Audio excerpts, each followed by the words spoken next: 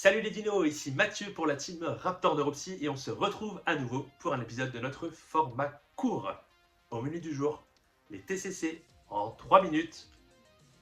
C'est parti.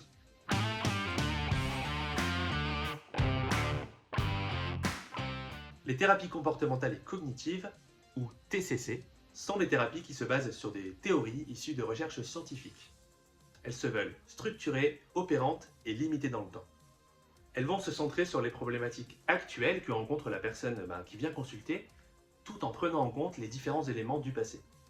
On répond donc à la question comment faire avec ce problème, et non pas pourquoi ce problème est-il présent. Les TCC nous offrent différentes techniques dont l'efficacité a également été testée scientifiquement.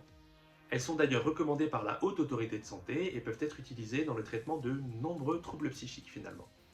Comme dans toute psychothérapie, l'alliance thérapeutique aura un rôle crucial. En effet, le ou la thérapeute doit se montrer authentique, empathique, chaleureux. Et ce afin de développer un rapport collaboratif où thérapeute et patient vont travailler ensemble à la résolution d'un même problème. La méthode des 4 R et le questionnement socratique sont notamment employés en ce sens. L'analyse fonctionnelle représente le cœur des TCC.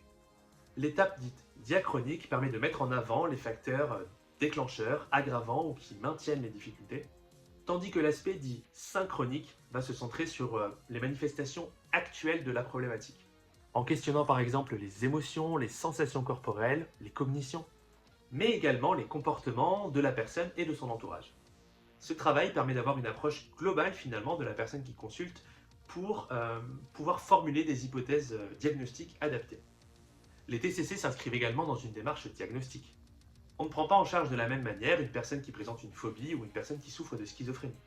Cette démarche va permettre de s'orienter vers de la psychoéducation afin d'expliquer le trouble, mais elle va également permettre d'utiliser plein de techniques et d'outils différents conformément au profil de la personne et à ses problématiques. Au centre de tout ça, évidemment, la demande de la personne concernée. Ces outils, ces techniques vont alors être enseignés au cours de la psychothérapie pour que la personne puisse se les approprier et les réinjecter dans son quotidien. On va retrouver 3 composantes en TCC qui sont complémentaires et qui viennent, comme on l'a dit avant, de théories scientifiques.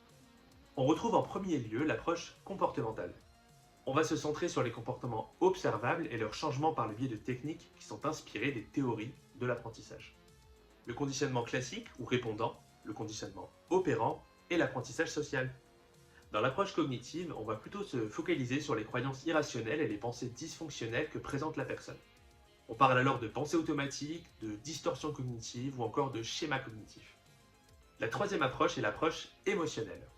Elle regroupe plein de pratiques telles que la thérapie d'acceptation et d'engagement ou ACT, mais aussi la méditation de pleine conscience ou encore la thérapie fondée sur la compassion.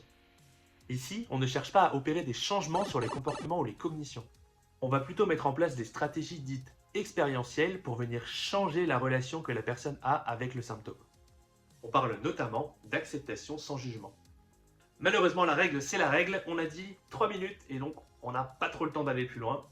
On aimerait développer davantage ces différents points, mais pour ça, on a besoin de vos retours. Si vous êtes intéressé peut-être, pour qu'on aille plus en détail sur chacune de ces vagues des TCC ou sur une thérapie. Peut-être pourrions-nous les aborder dans de prochaines vidéos.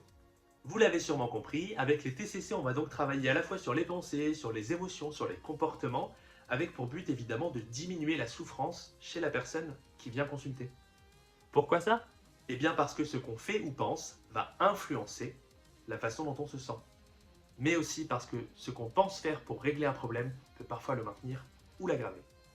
On s'arrête là pour aujourd'hui, on se retrouve très bientôt pour le prochain épisode de ce format court. C'était Mathieu pour l'équipe Raptor Neuropsy et Eva pour la rédaction de ce merveilleux script.